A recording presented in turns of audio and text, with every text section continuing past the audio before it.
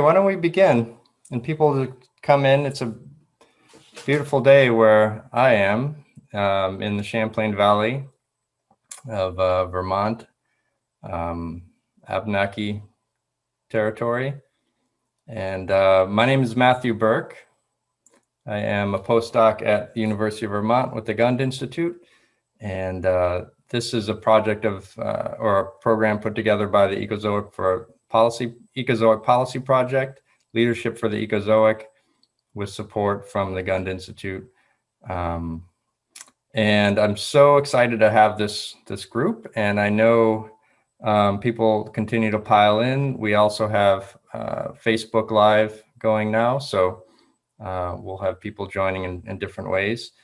We are recording and the chat is functional. We're going to ask, though, if people can keep their questions toward the end. We'll do a series of presentations from our panelists, and then we'll begin to take questions. And we're going to try to leave plenty of time for a discussion and a question and answer. And we should wrap up around 5:45. So this session is called Renew New England Jobs Guarantee. And we're looking especially at the proposal coming out of Renew New England Alliance that's centered on a jobs guarantee to meet basic human needs. This is a multi-state coalition, and we have Joshua Kestin here today, who's going to say a little bit about Renew New England and kind of get us going with this proposal and what this coalition is all about.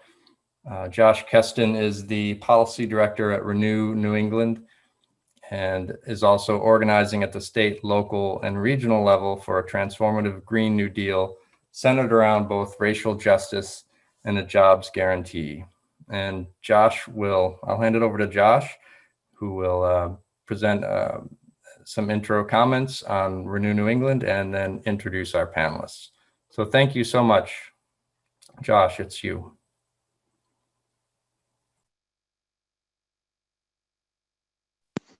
Thanks so much, Matthew, and really super excited to be here. So my primary background in this work is actually as an organizer with the Sunrise Movement, and now, as Matthew mentioned, I'm currently working at Renew.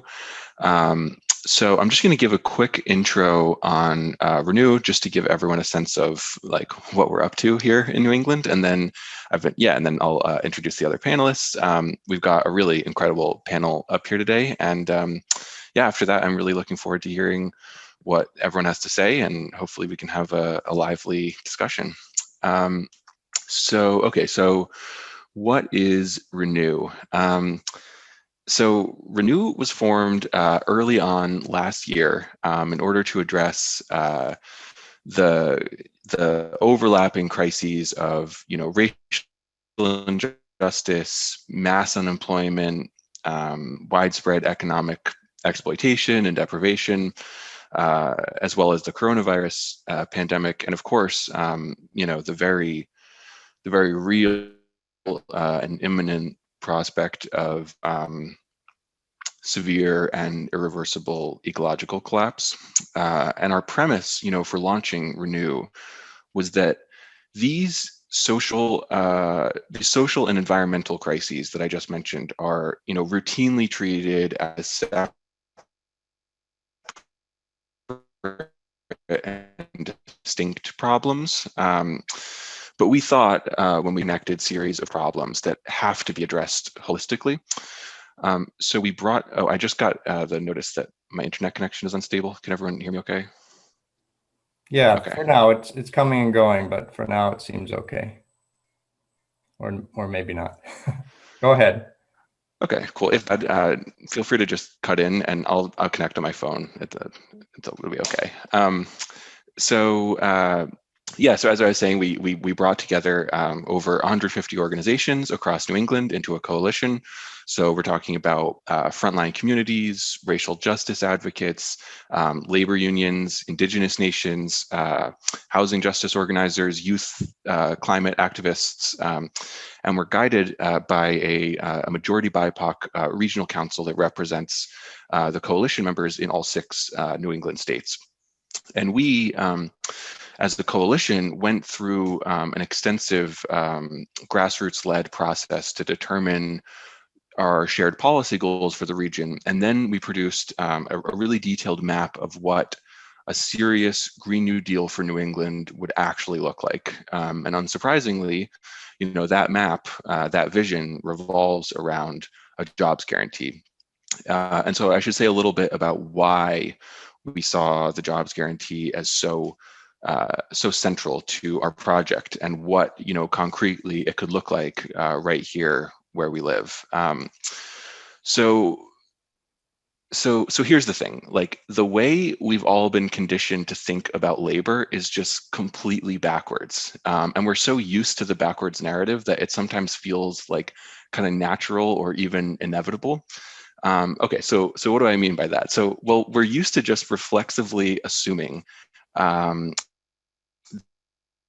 that jobs are always scarce. Asking why people think that's the case. And when you really start thinking about it, one fact that like immediately pops out at you is that it can't be the case that jobs are scarce, a lot of work that needs to be done. Like, all you have to do is glance around at society right now. There's just huge building energy efficient housing to make sure everyone has a home, for example, or manufacturing and installing solar panels and wind turbines, for another example. Or, here's another huge chunk of work: retrofitting homes and buildings to be like just dramatically more energy efficient. And then, of course, like, we haven't even gotten into all of the work that would be required to design and build a regional mass transit system that's like efficient and convenient enough to supplant personal vehicles.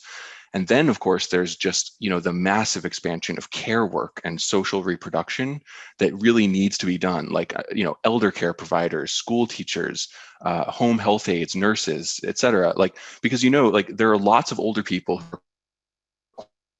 require medical care, mental health care, and lots of younger people who require education and child rearing work. Those needs are not being met right now. That's a lot of additional work needs to be done if we're going to society. Parks and libraries and community centers and public spaces, for no other, because we want people to be able to enjoy those things. So, the point that I'm trying to make is that it simply can't be the case that jobs are scarce because there isn't enough work to be done. Like, there's so much work to be done. So what does that mean?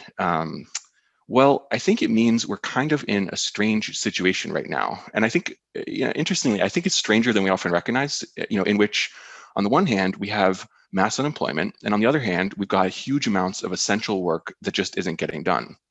And so that's the reason that the Renew Coalition decided to put the jobs guarantee right at the center of, our Green New Deal policy framework, because really what the Green New Deal means, in a deep sense, is like just it's about reversing our backwards understanding of what work is. Like, we can either have, an economy designed, like as it currently is, to create jobs only when doing so would further enrich people and corporations that are already extremely wealthy. Or, on the other hand, we can have an economy designed to create jobs in order to meet social needs, healthcare, childcare, food, like transportation, clean air, and of course, like the enormous unmet need to provide a livable climate that minimizes, the frequency and the severity of droughts, famines, climate displacement, wars over increasingly scarce resources, extreme weather events and so forth. Like, we're all familiar with the standard catalog of terrors that we'll be confronting if we don't rapidly get emissions under control. So anyway, so our work at Renew and I think at the with Green New Deal organizers more generally is really, I think, at its most fundamental level, a challenge to the prevailing right-wing conception of what work is and what it should mean. And of course, it's also a challenge not just to the kinds of things that we consider as work or the kinds of work we do, but also to the way that we treat workers, which is why, strong labor practices, so I'm talking about good salaries, high quality benefits, collective bargaining rights, it's why all of that stuff is baked into all of the pieces of legislation that we've written and that we're fighting for all across the region.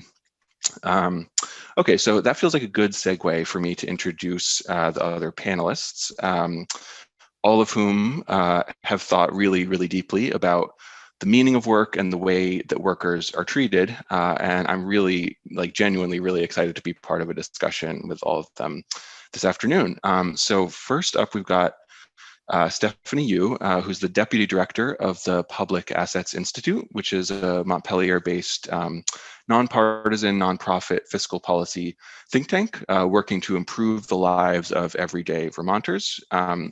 And Stephanie has worked as a fiscal analyst for the Michigan Senate, a private sector financial analyst, and in state government as a budget manager for the Michigan Department of Treasury, and executive director of the West Virginia Commission for National and Community Service.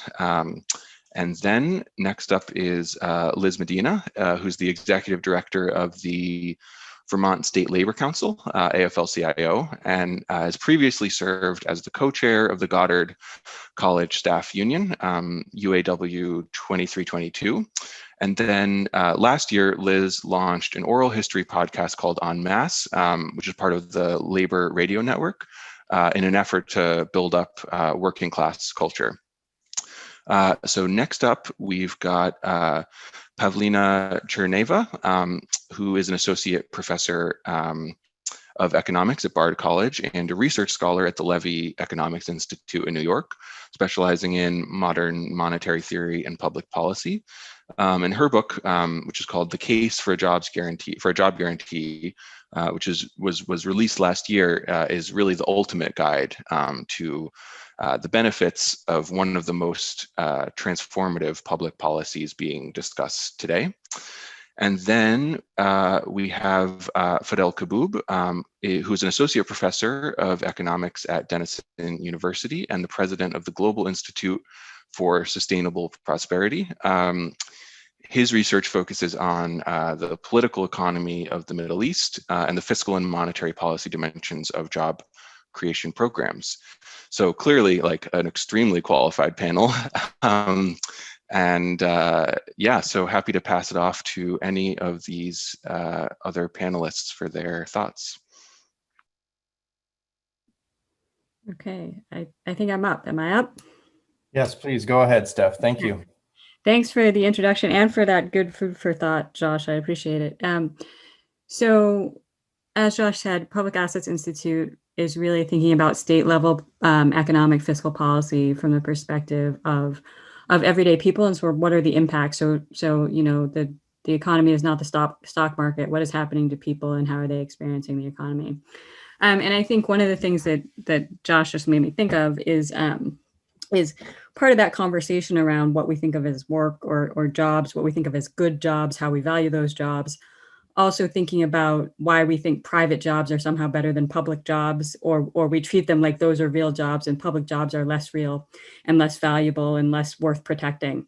So I think I think this is a great conversation. I'm glad to be a part of it. So I think my role here is to kind of ground the labor landscape in Vermont, what it's looked like over the last decade or more, and sort of set the stage for what that means in terms of thinking about where something like a jobs guarantee might make the biggest difference and sort of where the holes are.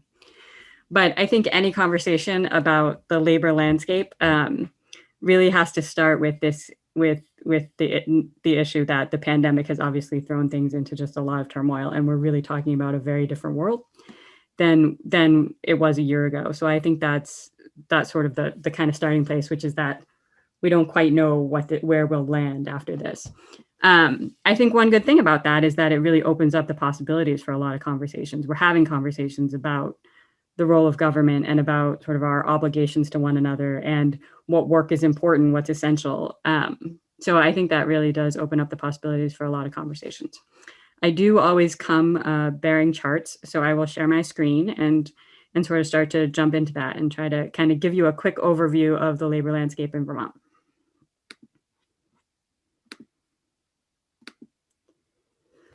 All right, so the sort of starting off with this idea that the pandemic has really thrown things into just chaos. I think this really gives you a sense. I'm sure you've all seen some chart like this, right? Where it's like this giant spike in unemployment, unprecedented scale. But I think the thing to note about this is that we're still sort of way above the worst of the Great Recession. So this is still at a scale, even though we've come way down from the peak, we're still at a scale that is really pretty extreme for what we're talking about. But I also want to bring this conversation back to sort of state policy and the role of government. Vermont is one of the few states that has something like this enshrined in statute, which is the purpose of the state budget, right? And the state's obligations to its citizens. And so and they list these things that citizens are, that not citizens, I don't want to limit it to citizens, but that Vermonters, residents of Vermont, are entitled to these things, which includes dignified work, right? So I have sort of three main takeaways that for this that I'd like to make here. Sort of what are the main points? The first is that the labor market in Vermont is pretty uneven, right? Like it's not one labor market, it's not one labor landscape. What's happening in the Northwest corner is very different from what's happening in the South or the Northeast Kingdom. So that's the first point. The second point is that wages are low in Vermont, which is a big part of the problem when we talk about what the labor market looks like, what jobs there are. The third thing is that there's lots of people that are left out of the traditional labor market. So we talk a lot about sort of the increase in gig workers or self-employed people. Vermonters with disabilities are another group that often gets overlooked in the labor market. And then, I'm sure, again, you've sort of seen the stories in the headlines of the pandemic's disproportionate impact on women, which is also holds true in Vermont. So just to kind of dig into each of these things a little bit more. So the labor market is uneven, and so throughout the state. So much of Vermont hasn't recovered from the Great Recession, and by recovered we mean, they're still below. They haven't recovered the lost ground, the number of jobs or the people employed that they lost during the Great Recession. And obviously, and that was sort of going into this pandemic recession, and the pandemic has obviously worsened conditions throughout the state. So you can see really only half the counties have gained jobs since the Great Recession. And again, there's a conversation about what does it mean to add jobs? If the jobs that you're adding aren't good quality jobs, what does that mean for people? But again, sort of you see this really big difference between different parts of the state. And similarly, the employment piece. So again, the jobs are sort of the payroll-based jobs, and then employment is the people working. So it's not sort of a one-to-one map, because the jobs piece is where the jobs are located, and the employment piece is where the employees live, right? So you're not going to see exactly the same pattern, but you do see this unevenness, the fact that in some areas there's growth, and in some areas they're really struggling and continue to struggle post-Great Recession. And then I think sort of just going back for 30 years, a lot of the jobs that we've been adding over the last 30 years are really in the services jobs. And so while it's not always true, it's pretty true that most of those jobs tend to pay less, tend to have more turnover, right? So these are sort of jobs that you wouldn't necessarily expect people to be in long term.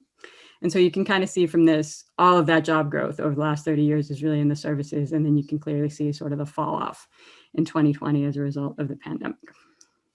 And the other piece where it hasn't been especially even is obviously the pandemic has had disparate impacts on different sectors, right? Like we know that there are certain sectors that pretty much shut down completely, or that had really big impacts. And while many of them have recovered some ground, they're still well below where they were pre-pandemic. So the second point, this idea that wages are low. So again, I think sort of going to the spirit of the conversation, I think we certainly believe that Vermonters and everyone else, right, should have a livable income at every stage of their lives. So when they're kids, if they're working full time, if they're temporarily unemployed, if they're permanently unable to work, and up to and including a secure retirement, right? So at every phase of their lives, they should have enough to meet their basic needs. And so that involves sort of a lot of levels of wage policy, which, starting with sort of the floor that minimum wage should be a livable wage.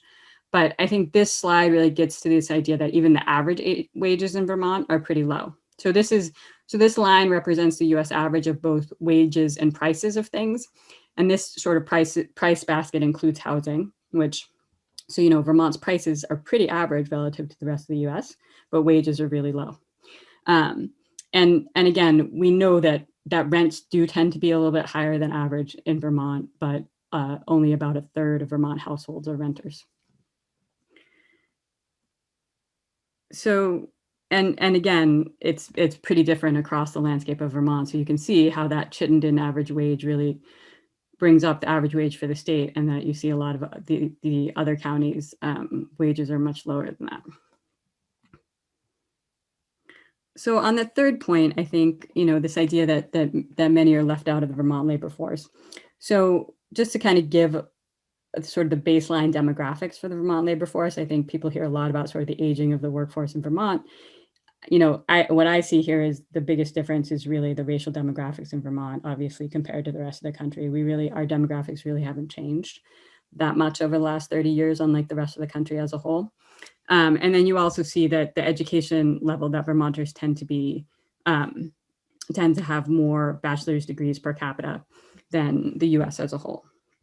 So that just sort of gives you a sense of who we're talking about. And part of this is relevant Vermont. So we look at the Vermonters with disabilities pictures, and only about half of them are working. And of the half that are working, only half are working full time. So that's one big group that tends to get overlooked in the labor market. We mentioned this issue of the pandemic having a disproportionate effect on women. That's been true that of the traditionally unemployed people in Vermont, that among the states, actually, Vermont has the highest share that are women. So about 70% of those unemployed, of those collecting traditional unemployment benefits, are women in Vermont.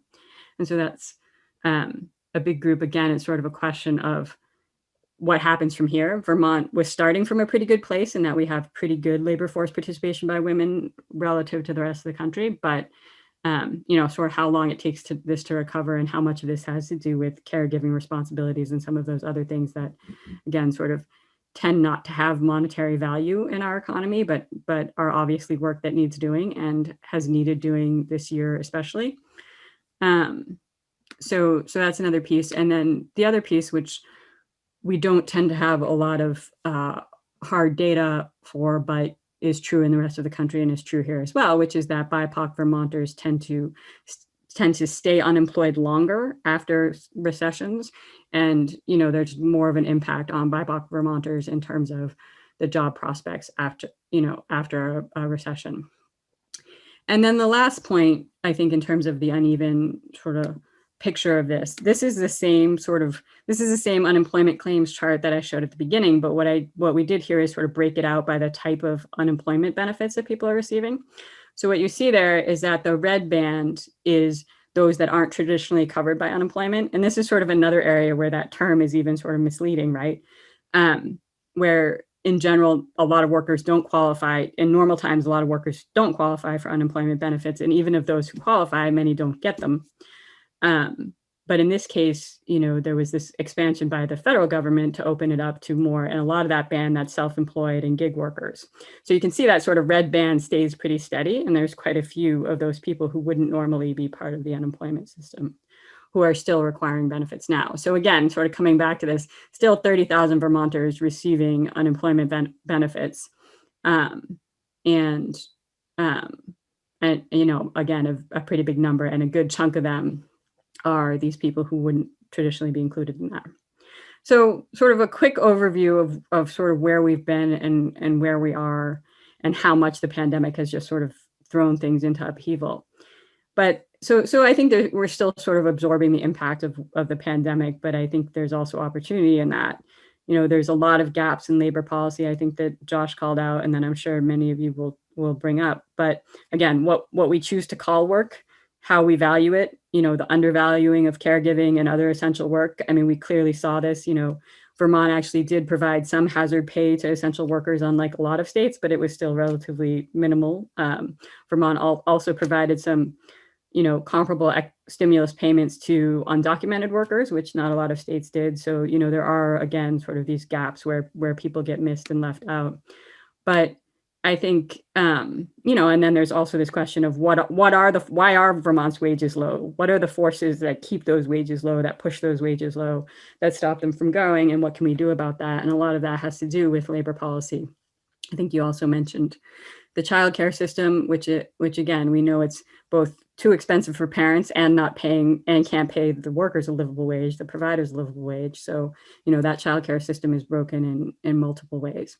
And the unemployment system as well. This is a temporary expansion of it. It's certainly, I think the goal in what you're talking about in terms of a jobs guarantee is that, going forward, you have minimal need for the unemployment system. I mean, there's probably always some need, but that you really minimize the use because you keep people connected to the labor market as much as possible, and that people who want to work can work. So, I think that's really the goal and sort of what we're talking about here. There's kind of a long list and a quick overview, but hopefully that's helpful to sort of set the stage of this conversation. Thank you so much, Steph. That was fantastic. And it's really helpful to get these numbers in Vermont and understand where we are at the moment, especially given all the struggles that you brought to the table here. I'd like to go to Liz Medina. Welcome, Liz. Thank you. Thank you, Stephanie. That was really insightful. We have a lot of work clearly still to do here in Vermont. So thank you for having me here. My name is Liz Medina. I am the Executive Director of Vermont State Labor Council, AFL-CIO, which is our state's Federation of Labor Unions. I also produce, as mentioned, a podcast featuring workers' oral histories called En Masse. And my first season actually focused on Depression-era oral histories funded by the Federal Writers Project, which was under the WPA. And bringing people together to read and perform those stories was a wonderful, rich experience for those involved and hopefully for people who listened as well. So therefore, when I heard that a jobs guarantee was at the heart of the Renew Coalition, of which the Vermont AFL-CIO is part, it felt like kismet. A jobs guarantee has been a dream of labor, of every leader we cherish, of every person who has had to work for a living and knows the pain of not having work. It took over a quarter of our country being out of work during the Great Depression, starving, standing in bread lines, and thousands marching in the streets for our country to do something substantial for working people. In 1933, the National Industrial Recovery Act, or NIRA, was passed, which recognized the right to organize and launched the PWA, which was followed by the WPA. The right to organize, combined with a federal jobs program, albeit temporary, created the conditions necessary for workers to organize en masse. And in 1934, over 1.4 million workers were involved in strike actions.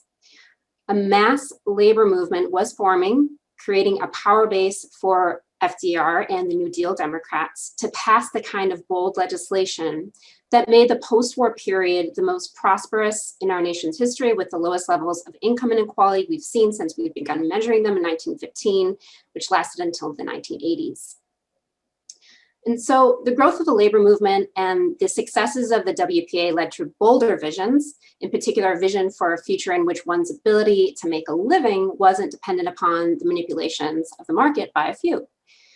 A. Philip Randolph, president of the Brotherhood of Sleeping Car Porters, began developing a proposal for a jobs guarantee, an idea that catalyzed the March on Washington for Jobs and Freedom in 1963. There were also several legislative efforts that enshrined the notion that every American ought to have the right to a job with dignity, such as the Employment Act of 1946 and the Humphrey-Hawkins Full Employment Act of 1970. But unfortunately, they remained toothless and aspirational in their final forms. An intense backlash from the capitalist class and their captured politicians has resulted in the steady decline of union density since its peak in 1954. This decline has marginalized our country's only movement capable of realizing a jobs guarantee, one which is broad, diverse, and moreover, labor-based. So I'm briefly rehashing this history, which I'm sure all of you know, to remind us that we need to rebuild the labor movement in order to win a jobs guarantee. A jobs guarantee has overwhelming majority support among US voters, so we've won the narrative. However, instead of following the direction of the rank and file, too many unions and labor organizations have instead obsequiously followed the direction of the corrupt and corporatized Democratic Party. We don't want to merely catch a coin that is flung at us once in a while, especially when we're facing multiple global crises, such as a global pandemic. Nor should we be satisfied with only a universal basic income. We need dignity and democracy in our workplaces and communities. Rather than trusting the Democratic Party and a few tech CEOs to determine our future, working people deserve to not only be included, but to be leaders in such decisions. And that means we need to retain our strategic role at the point of production. Rebuilding the labor movement means rediscovering and reigniting our true source of power, which is us, the working class. We know what we want. We want comfortable homes, nutritious food for our families, excellent healthcare for all, clean air and water. The irony is that we can produce everything we need, but we have an oligarchy in this country hoarding resources and power. With a jobs guarantee, we can redirect these desperately needed resources back into our communities, creating as many jobs as we need to provide for our basic needs. We need to have conversations about why we need a jobs guarantee with our union brothers, sisters, and siblings. To start, we need to seize every moment and platform to highlight the need for a jobs guarantee. On a national level, this pandemic has shown the need for more healthcare workers, social workers, and many other essential workers who are being stretched thin, working without reprieve in dangerous conditions. On a local level, we need to seize any opportunities in our workplace struggles. For instance, back in 2018, the AFT-affiliated Vermont Federation of Nurses and Healthcare Professionals went out on strike. The nurses didn't solely focus on wages and benefits, important as those are. They also highlighted the issue of an alarmingly high patient-to-nurse ratio at the University of Vermont Medical Center. Nurses gained vast community support over the issue of safe staffing, which enabled them to win community support to go on strike. The strike made everyone in the state aware of the need for more well-paid nursing jobs in Vermont. It's only a small step to go from that issue of safe staffing to a call for a jobs guarantee. We need to talk to our coworkers, friends, and neighbors. I've spoken with too many working Vermonters who are given impossible workloads. A conversation with a diversion case manager in Barrie stands out in particular. When collecting oral histories of working Vermonters, this person shared that they were close to reaching 100 cases. They were called to do social work. It ran deep into their family's upbringing and ethos. However, they were constantly stressed out by the fact that they couldn't offer as much help as was needed for each client because of the overwhelming caseload. They worked around the clock, coming home only to do more work, never even having the chance to settle down and hang out with their partner during their evenings. It was a pattern in the field, and they were close to completely burning out. Because of chronic understaffing and lack of resources, our social work system ends up serving no one. Meanwhile, we have thousands of Vermonters out of work, feeling rejected and without purpose. The reality of our oppressive capitalist system in our lives is dark and painful, despite the many fictions our oppressors tell us. We are made to believe we live in a meritocracy, but most of us are barely getting by despite our best efforts and the vast wealth that we produce. Perhaps the hardest part is to stop putting all the blame on ourselves and to realize we are all connected to other forces and people beyond ourselves. I've been on this journey myself. Like many others in my generation, I struggled with a period of unemployment in my early stages of my career. I had to move back home. And for me, back home is returning to an economically depressed Rust Belt town where empty buildings and storefronts loom large. That period remains the darkest in my life.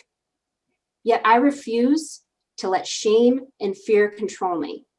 And that is why I am personally invested in the fight for a jobs guarantee. So a jobs guarantee can prevent our brothers, sisters, siblings, union and non-union from being worked to death. A jobs guarantee could counter the despotic power of employers by giving choices to workers. A jobs guarantee could help to build unity among unemployed and employed workers, whom employers often pit against each other in order to maintain their power. A jobs guarantee could help build unity among all kinds of workers, the kind of unity we need to rebuild the labor movement and make a jobs guarantee a reality. In the words of A. Philip Randolph, salvation for a race, nation, or class must come from within. Freedom is never granted, it is won. Justice is never given, it is exacted. Randolph's ultimate vision was a freedom budget, the center of which was a jobs guarantee.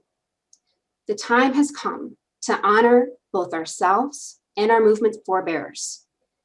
The time has come for us to win a jobs guarantee and the freedom and justice that comes with it. Thank you. We have a lot of talking to do. Thank you so much, Liz. That was fantastic. And I really appreciate the deep historical knowledge that you bring to this conversation. And appropriate to connect freedom to unity as we're talking about it here in Vermont from this specific angle, right? So appreciated. Thank you, Liz. I'd like to invite Pavlina Tcherneva to provide some comments, and then from there we'll go to Fadhel Kaboub. Thank you, Pavlina. Thank you, everyone. Thank you so much for the invitation, for the comments. You set the stage for what I'm going to say. And I think my job here is to bring the bird's eye view picture, the macro picture to the analysis. But I just think the themes are so important. And the first, of course, is that the scarcity of job is really not because there's no work to do. As Josh was pointing out, we've got a ton, more than we have people to do them.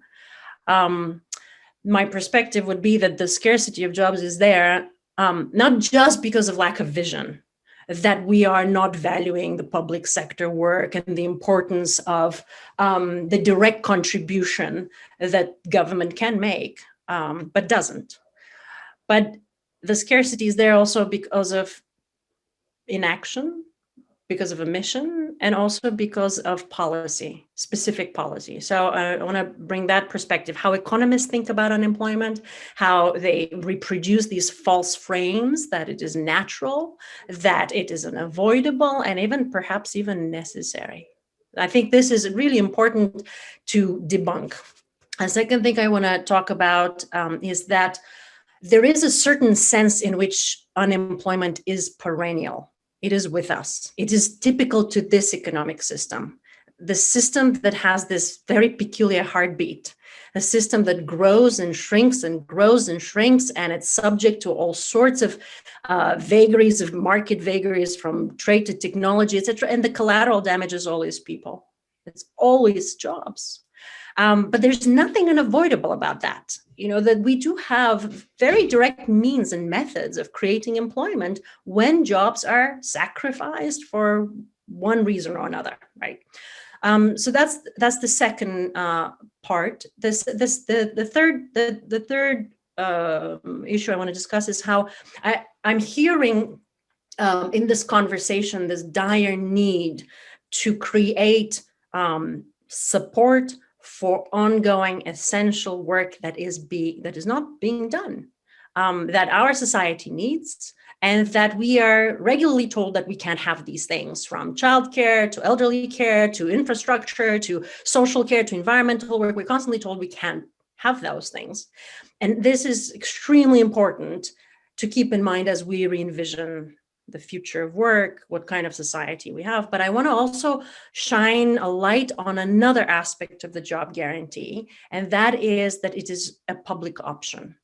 It is that ultimate guarantee that whatever your circumstance, whoever you are, there will be an option in the public sector at a basic dignified wage benefit package.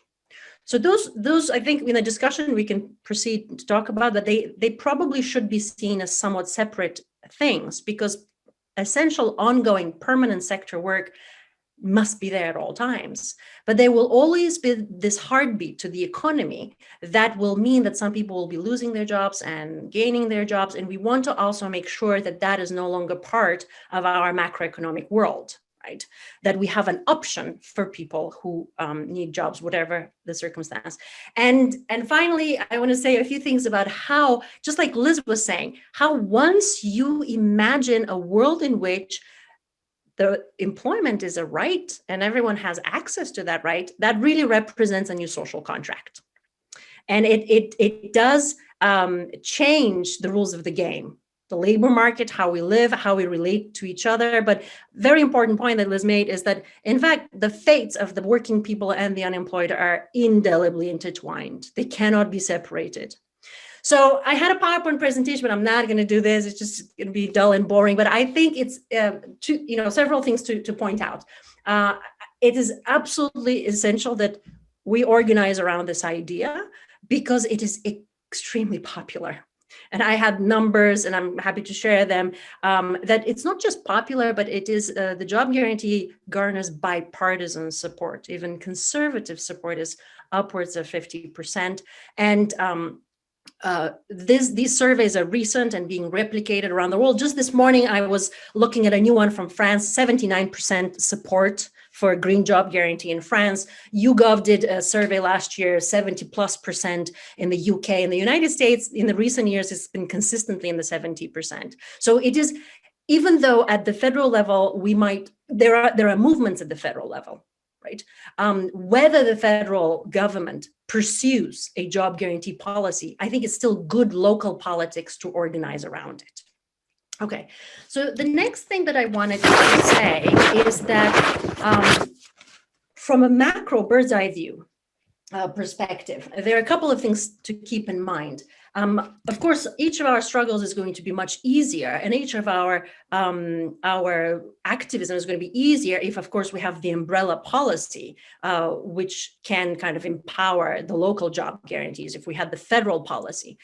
And in the recent resolution that was advanced by Representative Ayanna Pressley, there were like 3 core components that we want to keep in mind. First, that the right to employment is a basic human right, but also that it is paid by public money and that it is for public employment for the public good.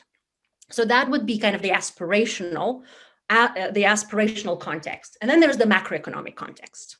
And here I just want to spend a few minutes to talk a little bit about how economists, I'm sorry to say, are the villain.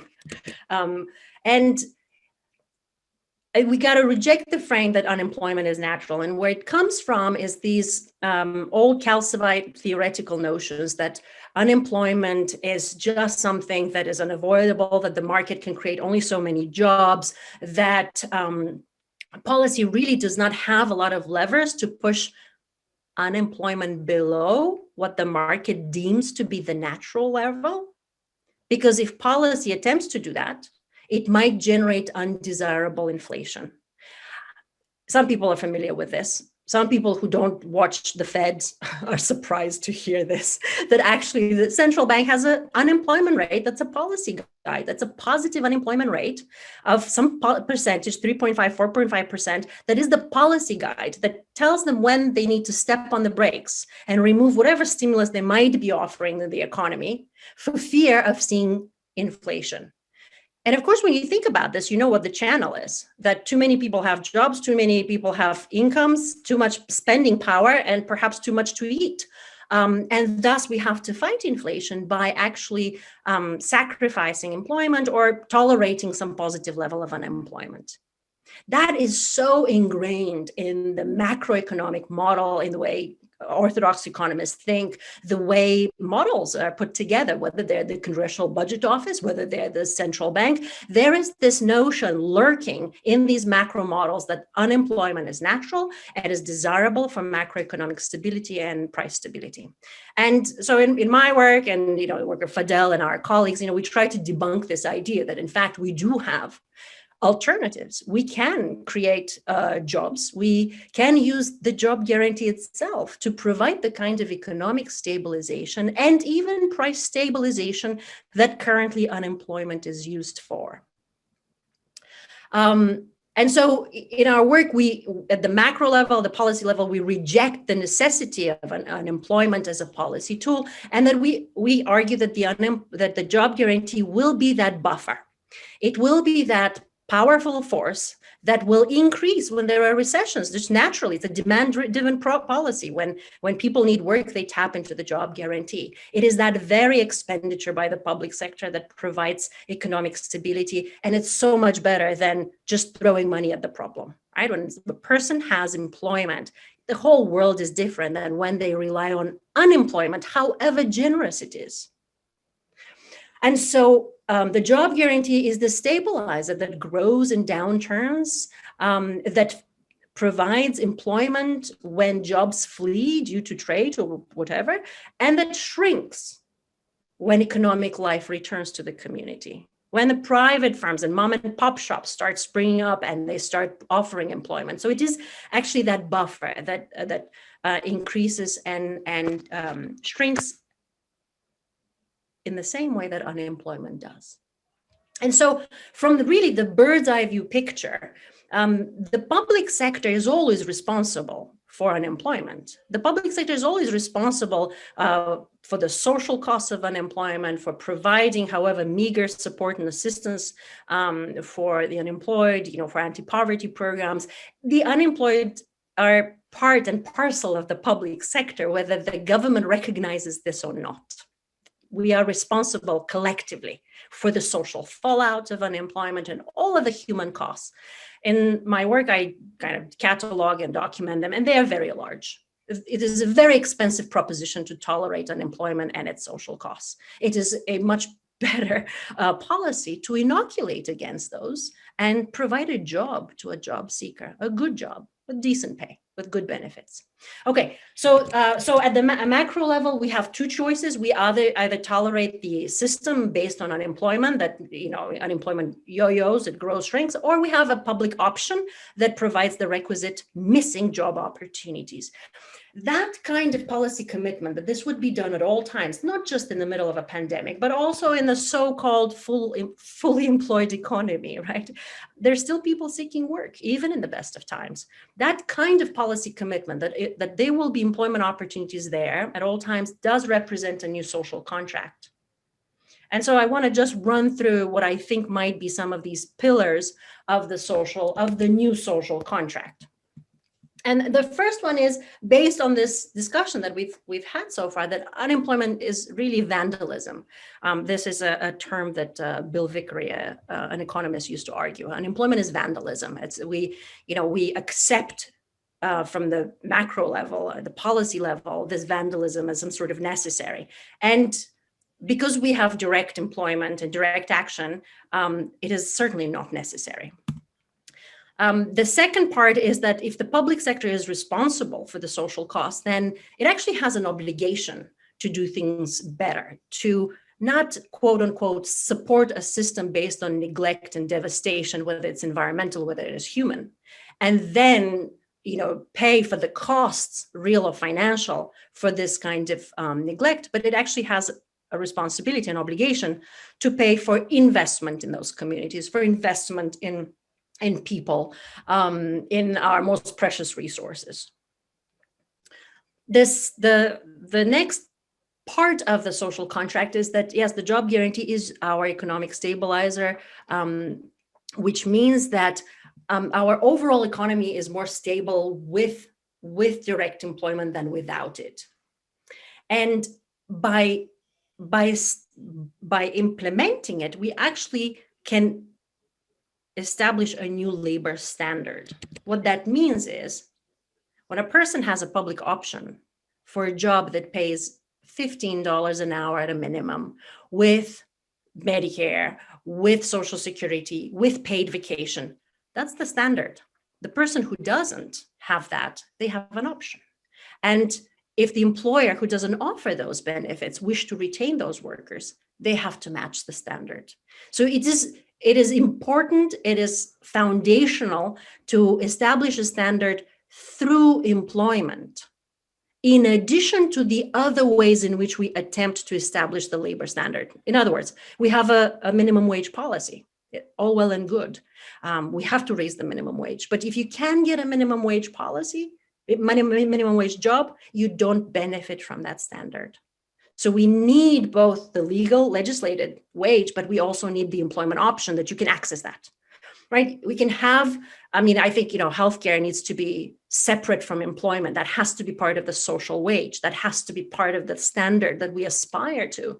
But if you're working, you should have days of rest, and you should have paid leave, right? And then that becomes the standard. Okay, so the public option establishes the minimum floor of what we consider to be a dignified work.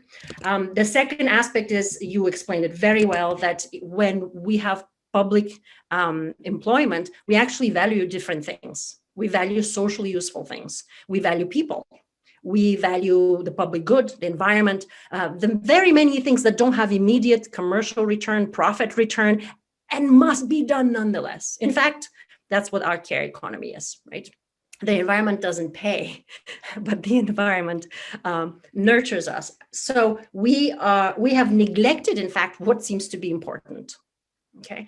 All right. Finally, we reject the threat of unemployment. I think here Liz talked very articulately about how we are connected. If we refuse this idea that unemployment is necessary to discipline workers, we have a completely different paradigm of how we value workers and how we support them in their jobs and how we promote them. It's not the threat and fear of losing your livelihood, but there are other ways in which now we quote unquote motivate, if you will, right? It becomes not a punitive paradigm, but also, as we said, it's we remove an important power of the firm, that the unemployment, in sort of pitting workers against each other and preventing organization. So I think that I just really loved listening to, Liz's recognition that, union work is so, in a way, contingent on having tight full employment.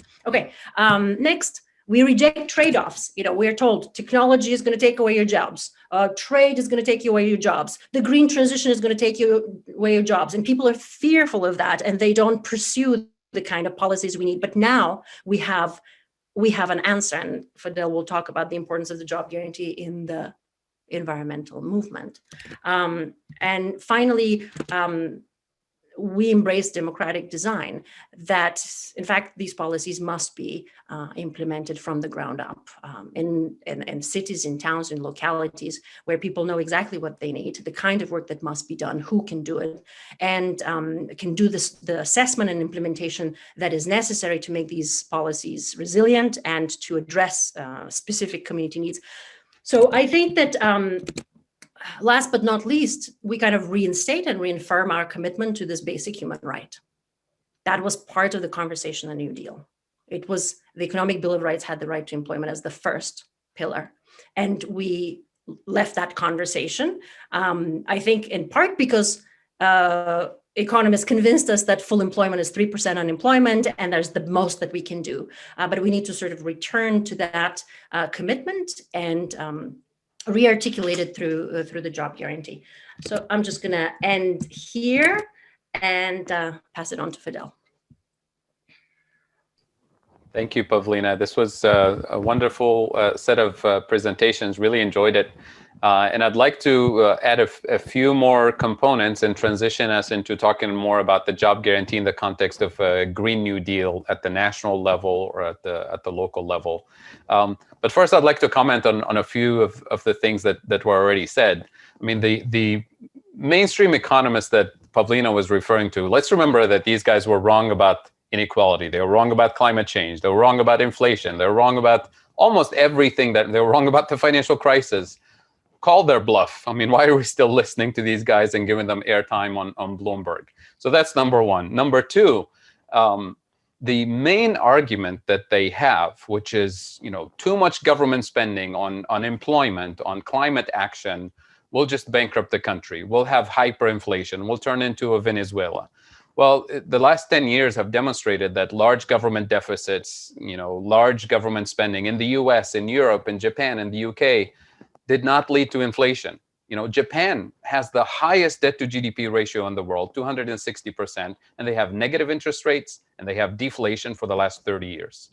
So call their bluff. They have no idea what they're talking about. The ECB has acknowledged this. Finally, they said, we really don't know what determines interest rates and why are these things happening. We thought it was just Japan, something strange happening there, but apparently it's deeper than that. The Fed also here in the US said, we don't actually have a reliable theory of inflation. Translation in plain English, we have no idea how these things work. So call their bluff and let's have a progressive movement that tackles the issues that matter. We're told that we have millions of people who actually want to work. We have the planet is on fire. We have the technology, the resources, the brain power to get things done. And somehow we're told we can't do any of this, right? We've done it before during the New Deal. And Liz's presentation was a wonderful reminder of what we're capable of doing. We've done it with pen and paper. We didn't have the logistical capabilities. And it wasn't just building bridges. It was taking care of people. Something that a lot of people don't remember about the WPA workers. They made something like more than 2 million home visits, wellness checks, taking care of people who were, coming back from a surgery, mothers that recently delivered, or people who just needed elderly care or child care. This was part of building infrastructure. And I'm glad that we're sort of coming back to this conversation this week, that infrastructure is also people, is also the care economy.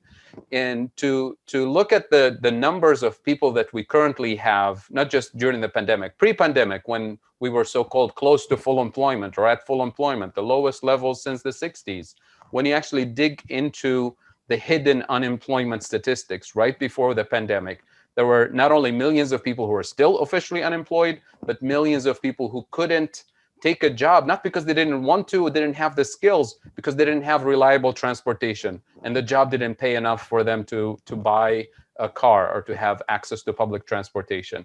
Millions of people couldn't take jobs, not because they didn't want to or didn't have the skills, but because the jobs didn't pay enough for somebody to take care of their kids or take care of their elderly family members. So we're excluding millions of people from the economy because of how low the standards are, the labor standards. So completely applaud the calls for a labor movement to be at the center of this discussion. And some of you have seen the series that we've been doing this month with the Rosa Luxemburg Foundation. I'm happy to drop the links on the chat. And this afternoon, we just had a fantastic panel with Sarah Nelson, with Carl Rosen and Keon Liberati. All of them from the labor movement are saying we can't have the PRO Act, we can't have none of all the big things that we're calling for without a united movement that recognizes who is us and who is them. It's not this union against that union, it's not this. It's us against the vested interests that are controlling and suffocating the system. So I'll say a few words about the big thing that they usually push back on the job guarantee and the Green New Deal. I'm dropping this link in the chat that for people who are interested in some of the details. This is part of the kind of job guarantee MMT literature that Pavlina and Stephanie Kelton and others are part of, which is the simple message that we're told that the government doesn't have the resources to pay for this. It's got to be the private sector creating jobs. that the government is limited in terms of its spending capacity by tax revenues and a little bit of borrowing, whatever Wall Street will let the government borrow. We're disciplined by Wall Street. Beyond that, if the government spends more, it's going to cause hyperinflation. Well, what MMT and what the job guarantee literature is teaching us is that there's plenty of additional spending capacity that the federal government can tap into. That's how we tapped into it during World War II, during the New Deal era, during financing paying for the CARES Act, paying for the $1.9 trillion, and paying for all the wars and all the tax cuts. We have that additional spending capacity. We're just told every time it's about jobs, it's about the middle class, that this is going to bankrupt the country. We're going to turn into a Venezuela or something like that. So call their bluff on that, because what we know from the MMT literature, the job guarantee literature, is that what determines how much additional spending we can safely have is the potential risk of inflation, which is determined by two very important things for all of us to have on the map here. One is, if we run out of productive capacity, we hit the inflation risk, meaning if we run out of skilled workers, if we run out of materials and equipment and technology, and we want to spend more, we'll cause inflation. The good news about that is that productive capacity is producible. We can train more people. We can bring more people into the labor force. And this is how the job guarantee becomes a guarantee against the risk of inflation, because it helps us produce the things that we need to become a resilient society, a resilient economy. The second thing that determines the risk of inflation, which is very important for this conversation and for this movement, is what we call abusive market power, concentration of market power within key sectors, within key corporations, that allows them to raise prices simply because they can and exclude people simply because they can. Think of health insurance companies. Think of your telecom companies. Josh was having internet issues earlier. I was having internet issues earlier. You complain all you want. It's the same crappy service. The bill goes up every other month, and there's nothing you can do about it because they divided the country into little territories and they do as they please. That kind of inflation and abusive pricing behavior in the healthcare industry and the oil and gas industry, the energy sector, it's not going to go away if we eliminate the job guarantee or not have a Green New Deal. That type of inflation goes away if you tax and regulate it out of existence. In other words, the 535 people we elect in this democracy, if they do their job, they can eliminate that kind of inflation from the system by democratizing the system. If we have a government of the people, by the people, for the people. But if it's brought to you by super PACs, then this is what we get. So if we're successful at having a clear vision about what the additional spending capacity is, and set the priorities straight in terms of how to decarbonize, what kind of infrastructure we need, what kind of care economy we need, we do have the spending capacity, but we're only going to tap into it if we recognize that we have these forces that suffocate that spending capacity by causing inflation and risking additional inflation if we attempt to spend on the things that matter to us. But every time we spend on the things that matter to them, a war, a tax cut, whatever it is, it's not inflationary. But if we spend on the things that matter to millions of people for the planet, all of a sudden it's unaffordable and all that. So it's important for the movement to recognize what their line of defense is, what their arguments are, and call their bluff and change the narrative. And part of changing the narrative is this tagline that my colleagues and I are working on kind of to quantify this, which is the following. The cost of doing nothing is way more expensive than the cost of doing the right thing, which is a Green New Deal and a job guarantee and a care economy and all of that. So when you quantify it, you actually realize we're spending already trillions of dollars on the opioid crisis alone. Just in the last 4 years, there's a White House report that put it at $2.5 trillion in the last 4 years of the report. This came out in 2017 or 18. $2.5 trillion, that's the cost of doing nothing. That's just dealing with the negative consequences of the diseases of despair and all of that. And we know, as it was mentioned earlier, every time we have higher unemployment in any part of the country, in any part of the world, crime goes up, depression, suicide, anxiety, all kinds of child abuse, domestic violence, divorce, all of these social costs, we're already paying for it, right? It's just not. And when you introduce a job guarantee, when you address the root causes of poverty and unemployment, and we're not saying we're going to eliminate all of these social problems, but you're going to put a major downward pressure on all of those costs and all of that economic and social pain. So the job guarantee within the Green New Deal movement is not a nice add-on feature to put into it. It's a core component of a Green New Deal, because the Green New Deal is about two things in the US context. It's about addressing inequality and addressing the climate crisis. These are the two biggest crises that we have. And related to it is the crisis of socioeconomic exclusion for millions of people. So how do we engage in this massive decarbonization and transformation of the economy and do it in a way that brings millions of people into a prosperous and sustainable and dignified work environment and living conditions? And the job guarantee is a core feature of that. And that includes the millions of people who will lose jobs during this transition in the fossil fuel industry, in the transportation industry. But the thing that we have to recognize is that when we transform an economy, whether it's a Green New Deal or an industrial revolution or a fourth industrial revolution, as they call it, this Internet of Things and all that, all of these technological transformations are not new. They started with the Industrial Revolution, and the Industrial Revolution did displace workers. But we're not going to turn into Luddites and stop technology. We should be embracing technological transformation. We should be embracing robotics and automation as long as we know why we're doing it. So I'm all for having robots do all the repetitive and dangerous and precarious work, but have people do the care work, the meaningful, dignified work with decent wages and benefits and retirement and pension and all of that. So that becomes a social and political discourse that we must have. Instead of saying, let's build walls, let's stop technological innovation so we can preserve painful, precarious, low-paying jobs. So we have to have a clear vision about what we want in this energy transition. That being said, when we transition to decarbonize the economy away from fossil fuels, there will be resistance, and there is resistance from workers in those industries. And it's completely understandable because they've been thrown under the bus before, not necessarily just them, but other workers and other manufacturing and so on.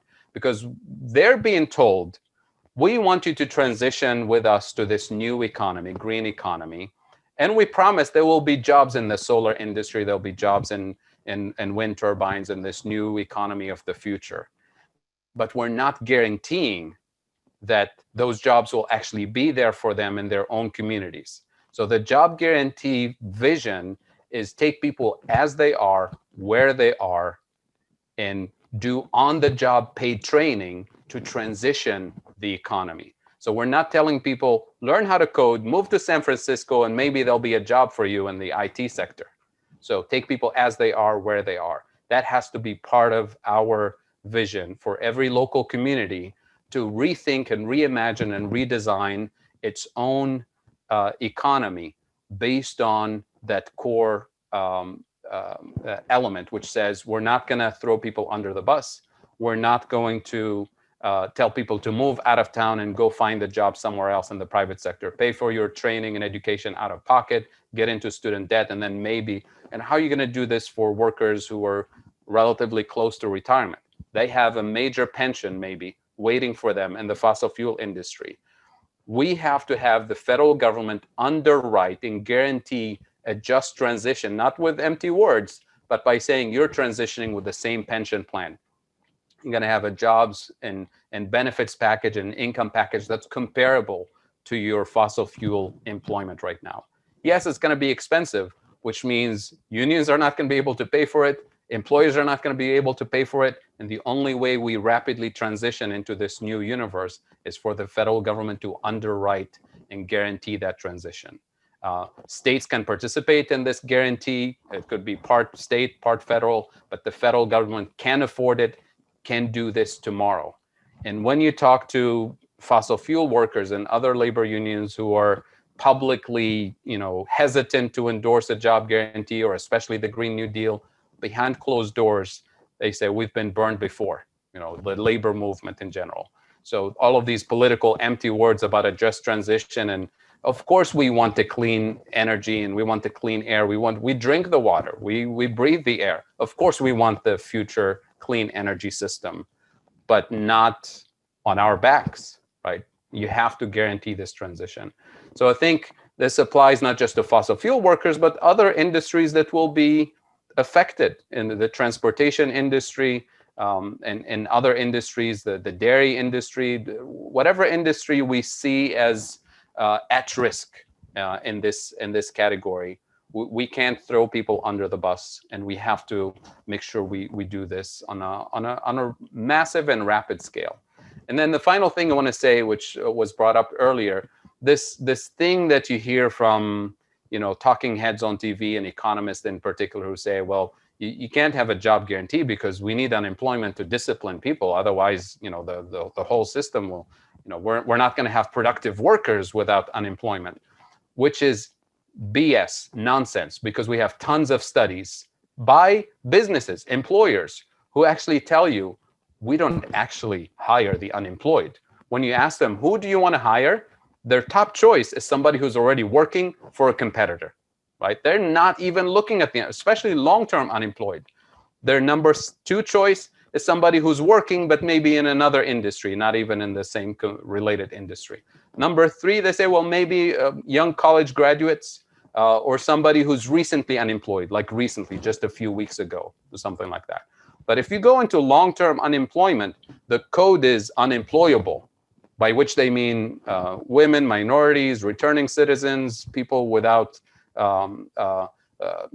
qualifications or education, high school degrees, or people with disabilities and so on. This is where the job guarantee comes in as a guarantee for those individuals who are, typically last to be hired during the economic boom and first to be fired during a recession. So that's the kind of the buffer automatic stabilizer that Pavlina was talking about earlier. It's guaranteeing employment no matter what the private sector thinks. And we're not shifting the burden on you to get the skills, to get the education, and to compete in this endless cycle of unemployment. We're guaranteeing that you transition and help us build the resources that the community needs, that the market is neglecting and is not interested in producing, that the state or the federal government is not interested in producing. This is how we use the people as they are, where they are, do on-the-job training so that we produce the resources that the community needs. And all of it today, the majority of it will be in the green transition area, will be in the care economy, caring for people, caring for the planet, caring for the elderly, for children. So I see that as a core feature of the Green New Deal. We've done this before in the New Deal era. We know how to do it better today. The real obstacles are political obstacles, ideological obstacles, which is why it's important to have these conversations, to have a coherent vision for all of us to push in the same direction. And with that, I'll stop here and open it up for comments and discussion. Thank you again for this session. Thank you so much, Fadhel. That was outstanding. Yeah. I want to bring this back to Renew.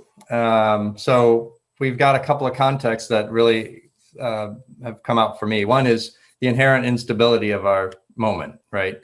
Whatever the source is, we can expect more of these types of events, of this type of collective experience in the future, right? This return to normal, I think, is a myth, right? There's not going to be anything that looks like that. And secondly, this idea of dignified work as a basic human right, I think, is so key to sort of frame this whole conversation.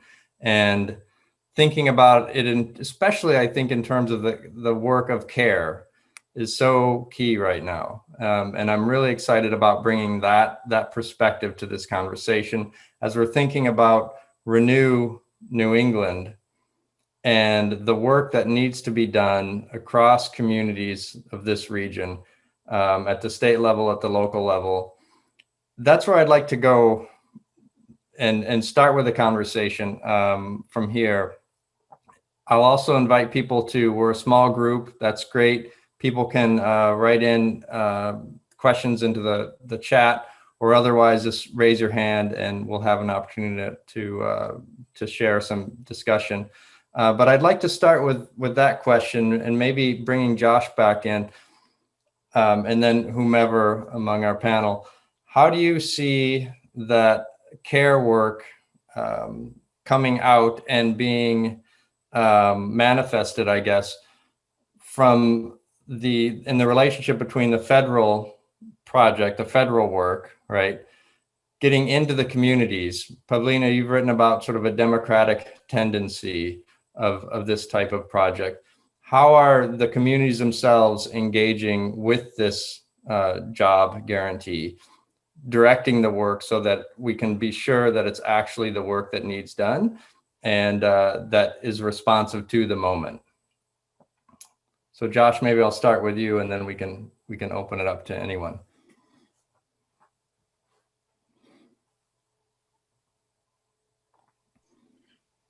Yeah, I mean, I think the place to start with that, I mean, there's a lot on the table there. It's a good question, but I think the place to start is that,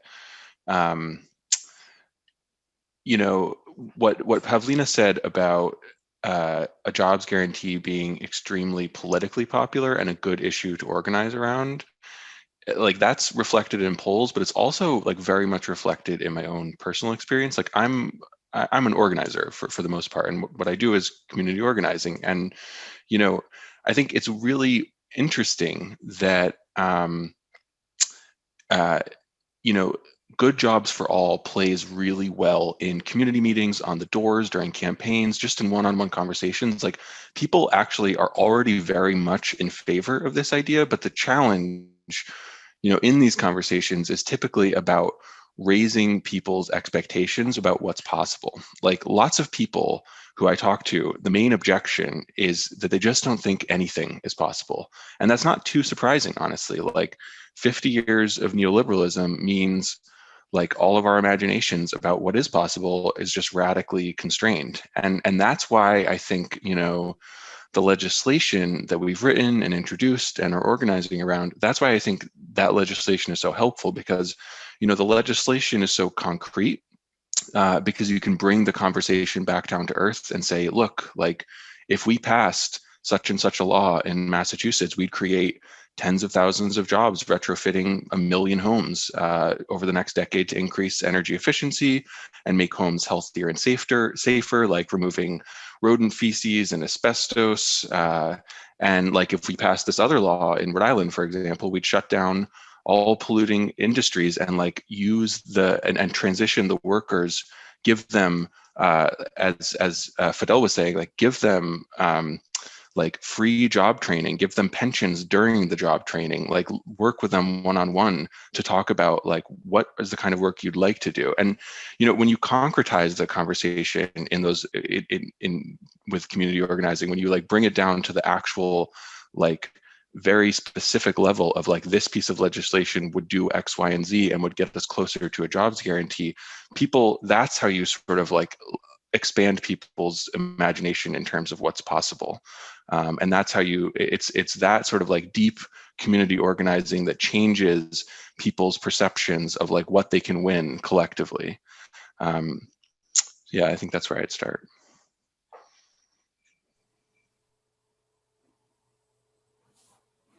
Thank you. Would someone else like to follow on that?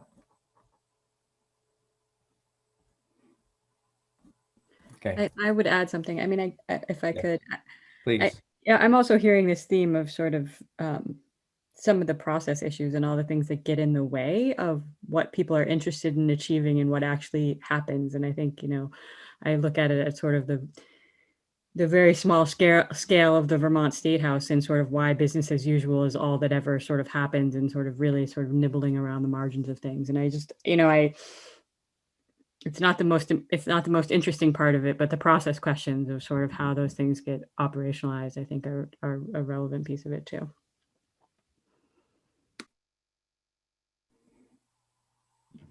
Maybe I can say something about this. in my experience, the idea that the public sector can just go out and plant some trees for some reason is very like remote. Like people are so, when they think about local job creation, they think, well, which is the company that creates the jobs? You know, how can we get more people in that company? Like, okay, if we do infrastructure, you know, like there is some infrastructure traditional, like, you know, to build, but the social and environmental work is not the first thing that comes to mind when we talk about what the public sector can do. And so, you know, I'm doing a project with some of my students, you know, doing you know, proposals for local towns. And, you know, in our conversation, all of a sudden, one of the policymakers' comments was like they had a light bulb. It's like, oh yeah, I've been thinking about having a pavilion for such a long time, where it's a place where, you know, the community would meet and artists, and, you know, there would be like after school activities. And it's just, it's, I think that the job guarantee opens up this vision of the kind of work. And I think that's a place also to go to, because when people realize that actually, yeah, that is a job, it can be a job that could prioritize the way we go about creating these opportunities. And we, you know, people can leave the straitjacket of how do you appease a company to give them the, you know, the right trainees or get the right grant for the exact job placement and job development. But we do face a bit of a problem, because while we must push at the local level, and there are costs that these localities are bearing because they're dealing with unemployment and with poverty and with homelessness and all of that, there are costs that we can reduce by creating jobs. There are some limits to the fiscal space that they operate with. I mean, Vermont is kind of a unique case because you're not tied to the balanced budget amendment, and so it's a perfect place to really begin, you know, to appropriate some budgets and create some local opportunities. But there is, I think, that funding issue that it has to be much more surgically implemented, and it has to be crafted in a much more careful way than if we had some federal funding that comes from, you know, Biden's packages and says, here you go, create some jobs. And now we can deploy those funds for local job creation. I mean, I'm sorry if somebody else wants to jump in, but, you know, Vermont as laboratory is often sort of the way we talk about it and think about it, because, and so I think that while I recognize the scale of some of these things, I also think, you know, we're talking about a lot about how we use these federal funds as a catalyst, right? Like to sort of jumpstart some of these things and what that might look like. And also just not letting Vermont hide behind the excuse either that we don't have the fiscal capacity, that there's a whole lot more we could do. And that we also sort of buy into this idea that whatever, the money's not there, the people don't want it, whatever, and sort of hide behind those excuses. So, you know, I just like, let's go Vermont. Like, you know, start it somewhere. Like somebody's got to start it. So let's try it, right? Yeah, thank you. Pavlina, you discuss, and anyone can jump on this question as well. You discussed the idea of a nonprofit model and a social enterprise model in terms of implementation, right? And I'll drop a few other resources for folks into the chat here in a moment. But I wondered if you could just describe a little bit more on your view on a grassroots community-led jobs guarantee approach, which seems like it would be especially relevant both from an organizing perspective and from you know, a regionally appropriate perspective. Yeah, I think that just implementing a job guarantee at national, local level would need to have a multi-pronged approach. And that in some ways because we are thinking about creating employment opportunities with the person in mind, that there will have to be multiple approaches to this.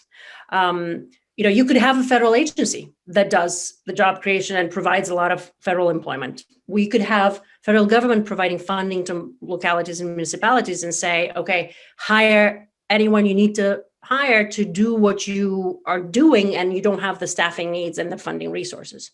But there's also that other reality that there are on the ground organizations that are already dealing with social deprivations. Right? There are already community groups who are doing the community gardens, who are doing the after school activities, who are going to, nursing homes and so why not empower and mobilize them? Cooperatives too, should not be outside the purview of kind of support and job creation. And so in a way, the idea was that we don't have to reinvent the wheel, and we can simply tap in the local potential and resources and use those as sites for job creation. But I think, again, it's more of a horses for courses kind of approach. If you're thinking about youth unemployment, you might be thinking about very specific apprenticeships. So I'm not, entirely opposed to having private companies participate in some of these on-the-job training. But, here we're really talking about public money for the public good. And, the missing gaps sort of, in the public services, I think, can be filled with both nonprofit and municipal work and federal employment.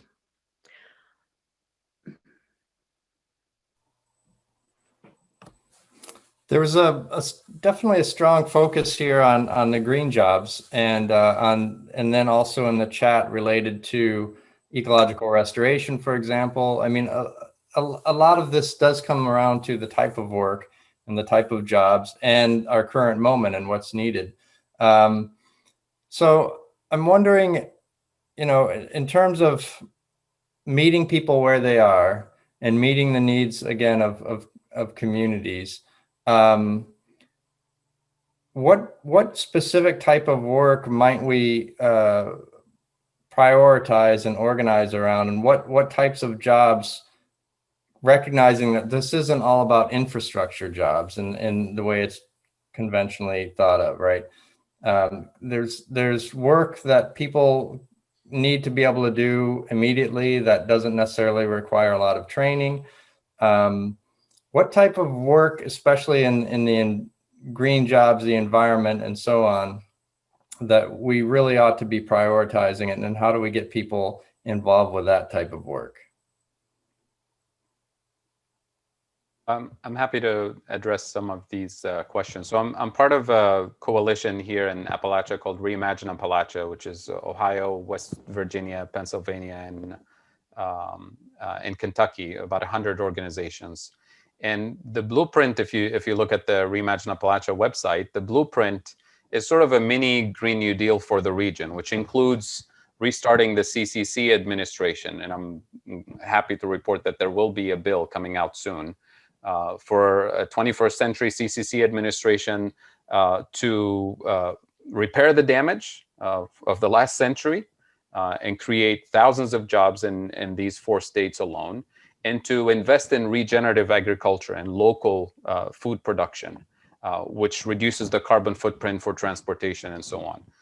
So this is just one example. Another component of this CCC bill will be a re-entry component, where the jobs training program starts on day 1 of incarceration, not after people are released with no jobs, no housing, so it addresses other issues related to unemployment, mental health, and so on. So we're looking at a comprehensive vision that creates jobs, that sustain people, that allow people to transition back into decent jobs and decent wages with dignity, but also helps us repair some of the damage of the last century. And so another component of the green jobs proposal by the coalition, Reimagine Appalachia, is broadband infrastructure. Number 3, it's the investing in renewable energy production locally, which includes the manufacturing of the technology locally. So that's how you accelerate the decarbonization both of transportation, the decarbonization of consumer use of electricity and heating and cooling, but also decarbonization of industrial production itself, and doing this on an industrial scale. This also requires, on a Green New Deal kind of national framework, and this addresses some of the questions in the chat about consumerism and all that, because American society is a consumer society. If we continue to consume at this rate, we're not going to save the planet, we're doomed. So a lot of it at the global level has to do with reducing use of energy, reducing waste. I mean, why do we need a piece of salad driven all the way from California to the East Coast, right? So local agriculture is important, but also investing in research and development. Because even if we take today's technology, solar panels and wind turbines, and we actually scale this up to meet the energy needs of the US and the rest of the world, we're going to have an ecological disaster in terms of extractivism, especially in the global south. So we need to invest in research and development, in material science research and development, so that we actually produce what we call a circular economy, where every product you buy comes with a user manual that includes a few pages to say, this is my living will, this is how you dispose of me, this is how you bring me back into life, into a circular economy.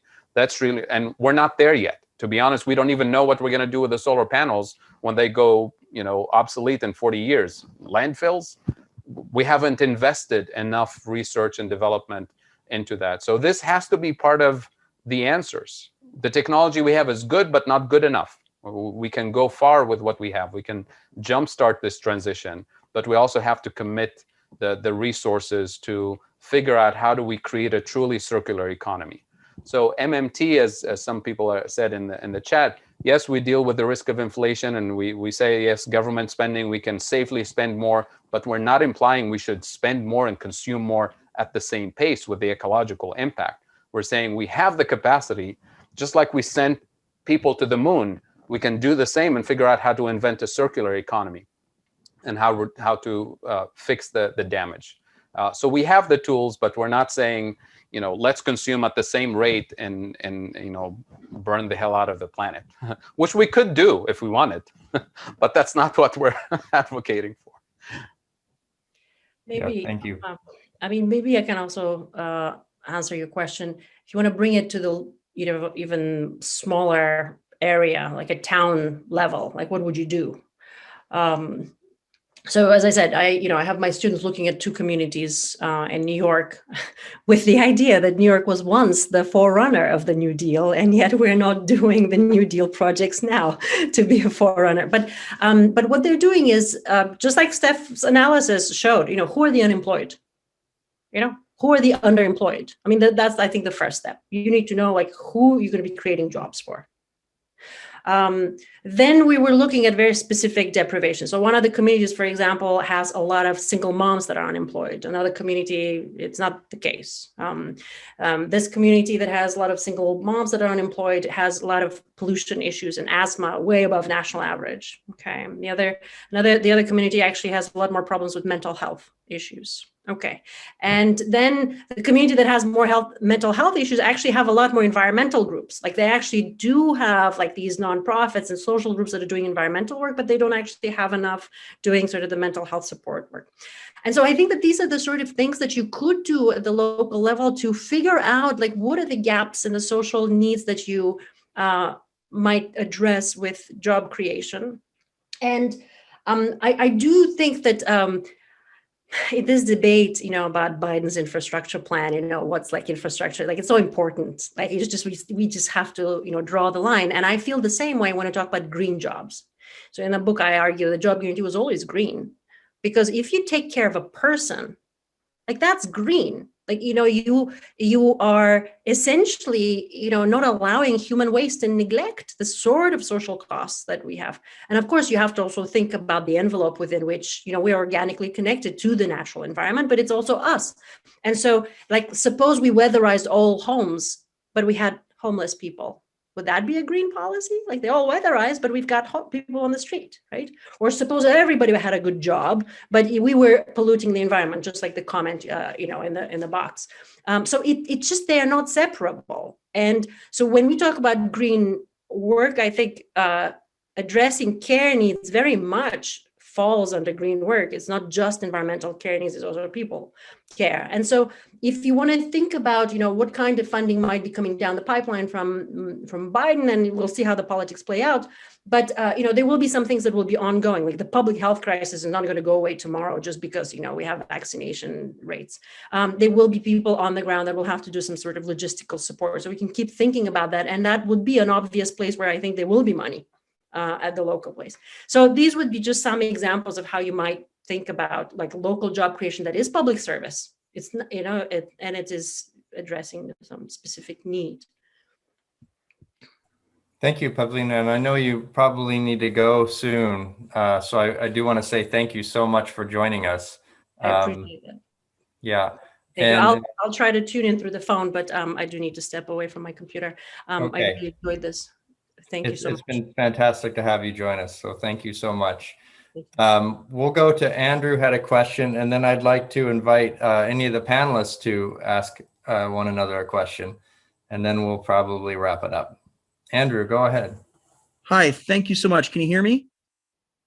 Yes. Okay, great. I was just writing in the chat that I'm very interested in the role both state employees unions as well as the national unions might be able to play in a federal jobs guarantee program as well as a regional jobs guarantee program. I'm also interested, I think Pavlina talked about a federal agency being created or the federal government giving money to states or nonprofits joining together as three different sorts of paths to a job guarantee. And I'm interested in how unions may have played a part in other job guarantee programs and how they might play a part in a new job guarantee program. I'm sorry if that's several questions at once. Yeah, I'll take a stab at some of that if that's all right. So this is actually making me think of my days when I served as AmeriCorps Vista here in Vermont, actually. And for those of you who may not know about AmeriCorps Vista, it's a way for various nonprofits who need additional staffing to get an extremely low paid young person to help them with all kinds of work that would fall under the care economy, removing invasive species, working and supporting a library, which is what I did, putting on, continuing education programs, stocking food shelves and organizing food shelves. The role of these jobs, however, I'm not saying we use this same framework, but these jobs are unfortunately not well paid, very, very low paid, and cannot sustain a family or anything like that. And so we talked about, starting at a minimum, setting a minimum, Pavlina, of $15 an hour in benefits. But we know that for a lot of unionized workers in particular, that is not going to be attractive for many. And so the role of unions is to really improve all the jobs that are available, including possibly any jobs in the public sector that would be created under a job guarantee. And, right now there's actually a lot of organizing happening nationally of nonprofits who are doing this kind of care work, but unfortunately, their workers are usually underpaid with the, sometimes unfortunately excuse that, because this is mission-driven work, you should be in it for the nature of the work and not for the money. Well, the fact of the matter is we still need to, put a roof over our head and food on our tables. And, you need a better paying job increasingly to do that these days. Wages are notoriously low, as Steph showed us here in Vermont. So, I think the unions are just to organize, and that's why I also highlighted the importance of not only having a jobs guarantee, but also expanding and protecting the right to organize. That's what really brought the New Deal to its height, and that's what we need to really make a robust jobs guarantee, I believe.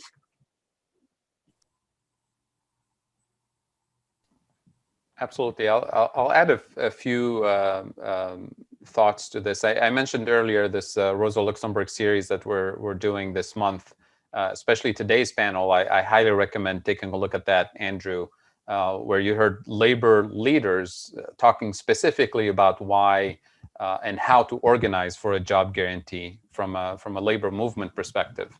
One of the things that was mentioned this afternoon is fighting for the legal right for sympathy strikes to build the labor movement, so that when one union takes a hit, when one industry takes a hit, the rest of the labor movement is there to support. And that is That is not legal today, and that's just not right. And if we organize to get this, to push back against these laws and these regulations, then we're onto something in terms of building this this movement. In terms of the role of labor unions, for example, in protecting prevailing wage laws, which sustain certain standards for wages, and this has been, you know, under attack in state after state after state across the country. When you have an organized labor movement, not just in the construction industry, but across the board, we can set those minimum standards, and the job guarantee can help us build towards that. So when you create a job guarantee program at the local level, and you end up hiring a few people who will be technically doing construction type work, they can, you know, claim the prevailing wage legislation as the standard for their wages. They can join a union. They can join a union apprenticeship program.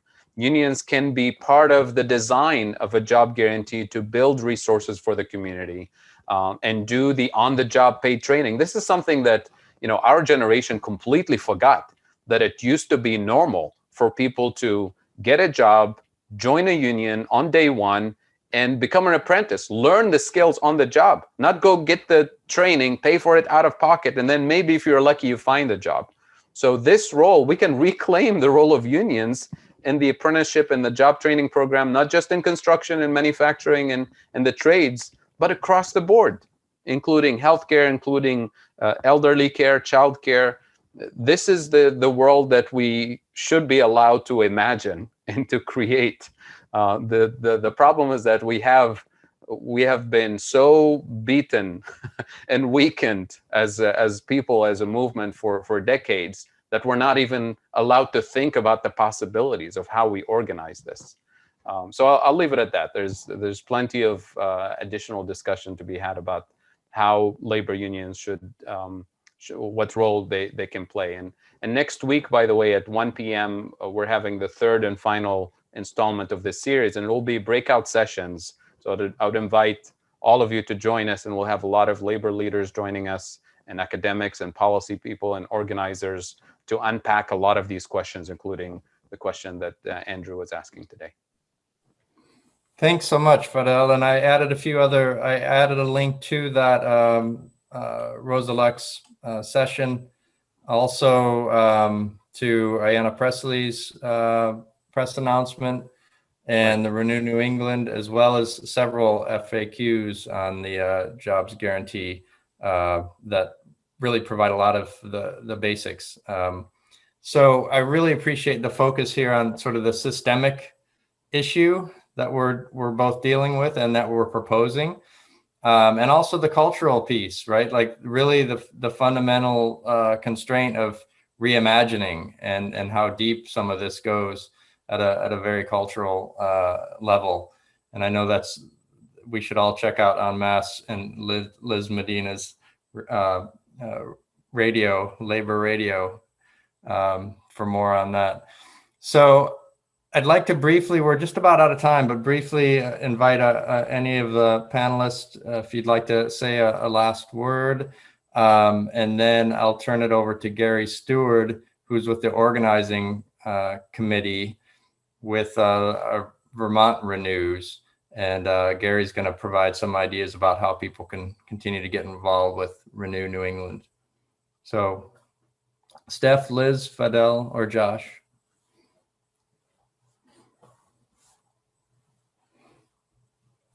I don't have all that much to add. I just want to thank the fellow panelists for a really, really rich discussion.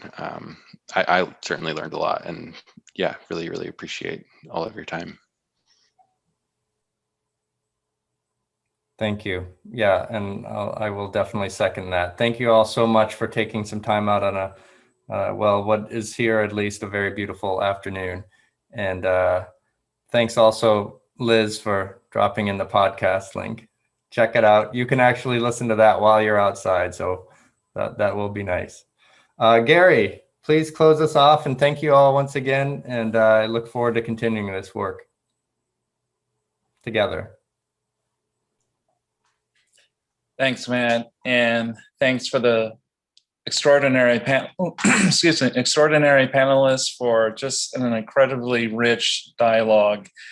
So much to get galvanized about. So thank you so much for contributing a great way of looking forward and doing some productive work. Again, I'm Gary Stuardt. I'm an active member of Champlain Valley DSA with the Eco-Socialist Working Group, as well as the Socialist Education Working Group. And I've been very active with Renew New England, Vermont. Again, for those who may not be familiar, Renew New England Alliance, of which Renew Vermont is part of, is composed of at least 150 different organizations focusing on a just transition from fossil fuel economy and an exploitive economy to one that focuses on job justice, environmental justice, racial justice, gender justice, to create an ecologically just and sustainable society. And really excited to let you know some of the things that Renew Vermont is involved with. Just a sec here. First, we've been introducing a number of bills in this legislative session. Since the main focus will be on COVID this year, a lot of these bills, even once they get approved, won't be able to be acted on until next year, but we have some great bills coming in and that we can build on next year. There are some things that people can actually become involved with. One, we're asking people to tell Senator Leahy to back the Thrive agenda. I can put that in the chat room. The Thrive agenda is basically the same what we've been talking about here. And there's a bill that has been introduced and it should be voted on this session in Congress. Let me get that here to you. And really, it is basically a Green New Deal for workers. So let me go back. So it's just very easy. Just click on that and sign it. And we have a good ally in Senator Leahy. So that is very good. We're also supporting a Vermont BIPOC-led Land Access and Opportunity Act. And with that one, you would email your legislator. Let me make a copy of that and then connect you here so then you can participate in that as well. Let me get that for you. I thought that, okay, just a sec. Here we go.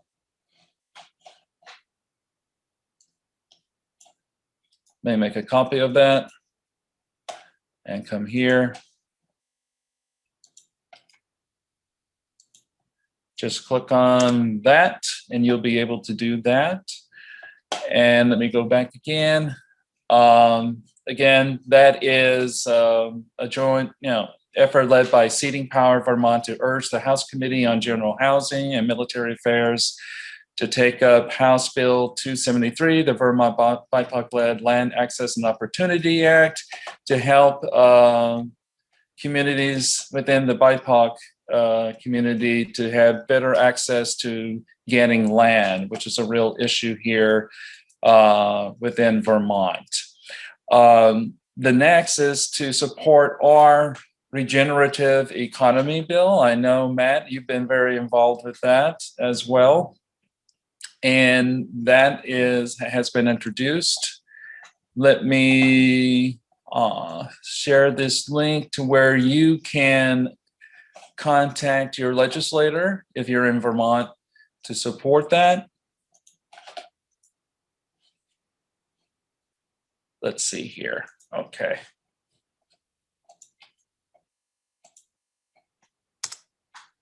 So we've been doing some really good work to address regenerative agriculture and regenerative economics here in Vermont. In our legislative body, they don't like hearing the Green New Deal, but what Renew Vermont and Renew New England Alliance are doing is a Green New Deal. And lastly, let me get here real quick. And our housing justice petition.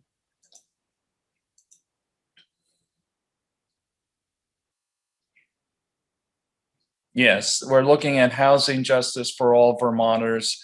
This is an issue that we do need people to support for affordable, safe, equitable, and healthy housing for all Vermonters.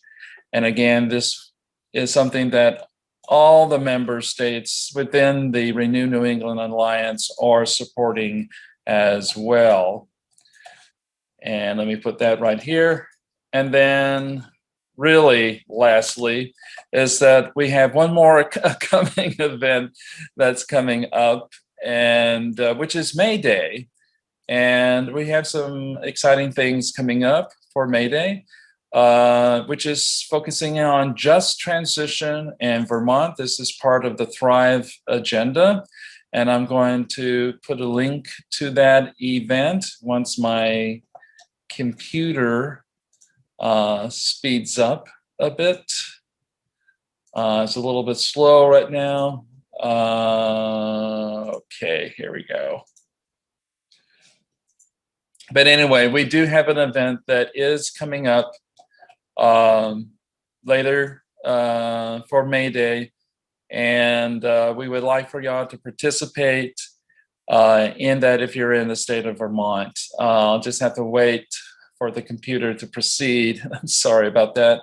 It's a little slow right now, but anyway, that's pretty much it. And the only other thing I would say is if you're in New England, check what your organization, sister organization is doing, that if it's part of the Renew New England Alliance, then plug into their efforts on focusing on green justice zones, sustainable,